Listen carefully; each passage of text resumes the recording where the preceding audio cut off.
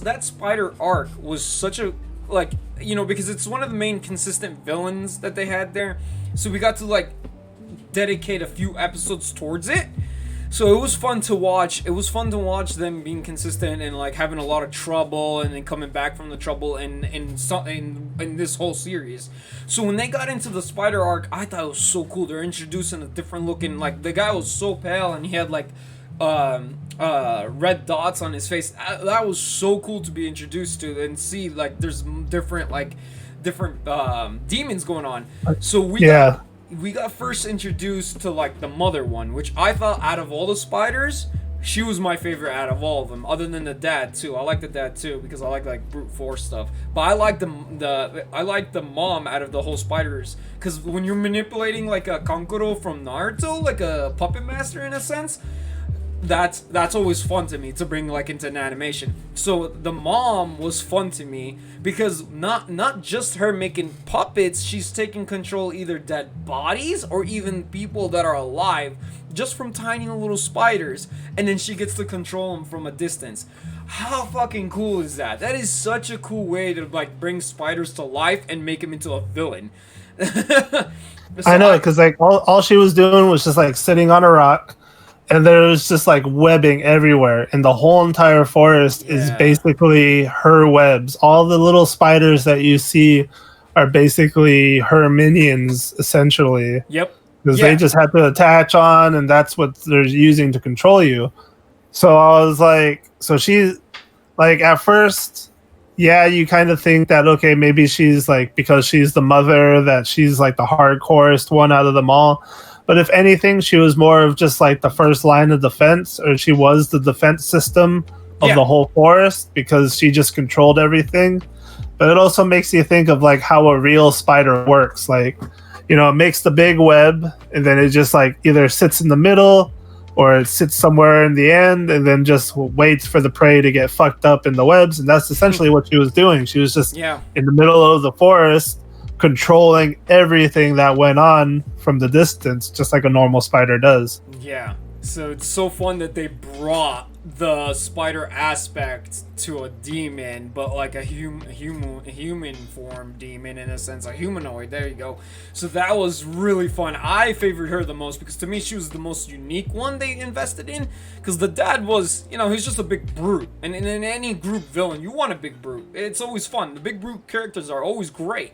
So he was just like, because we were rushed to be introduced to him, to father. That kid came up, all he was doing was walking around, you know, the main spider. But then mother, I think they focused a lot on their mother when she was controlling everything. She was the most fun. She was the most that had the technique. And then it's crazy how they introduced her to us, and just to find out that she's not even considered one of the strong ones. She was even getting beat up by father and everyone else. I thought that was such a cool, clever way to do that too. The whole spider arc was so unique, in my opinion.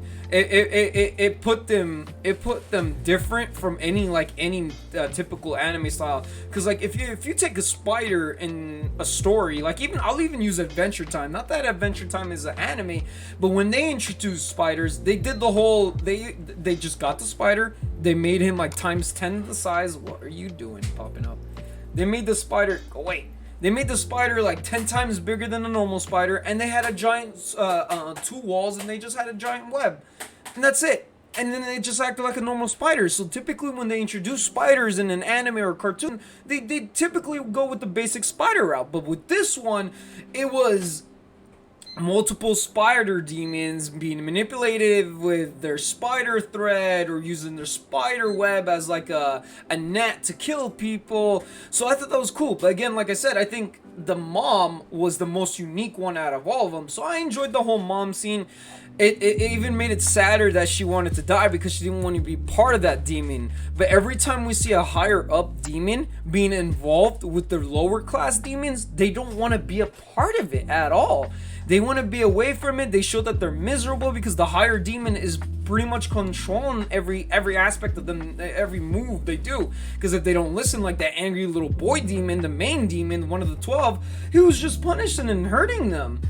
So it's crazy, like that's just big talk about the demons. It's crazy to see lower demons even being affected in a human way that they don't even want to be, like with these powerful demons, because these powerful demons are being dicks.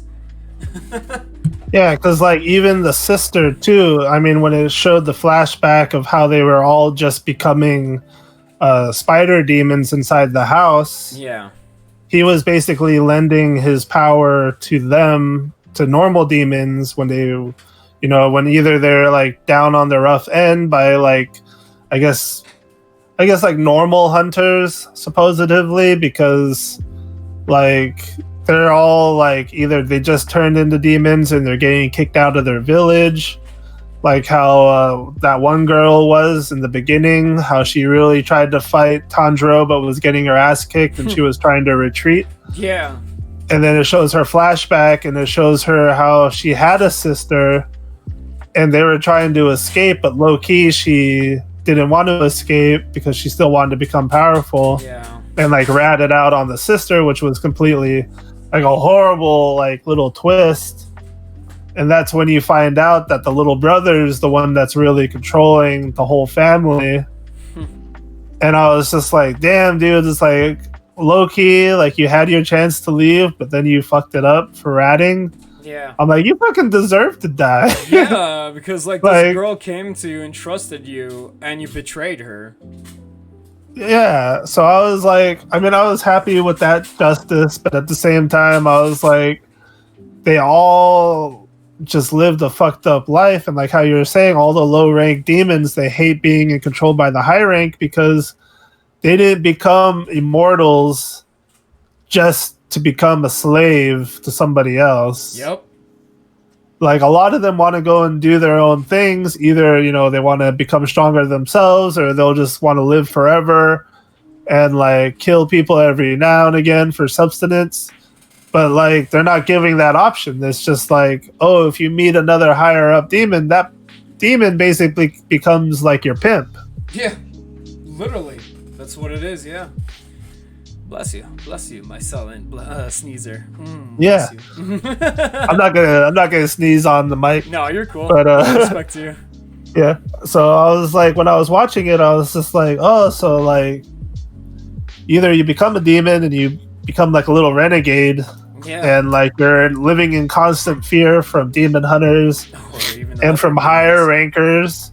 Yeah. And then like you don't really want to step into anybody's territory because everybody's territory's got their own gang. Yeah. So I was like, well, damn, like, so it's like you either got to suck it up and become someone's bitch. Yep.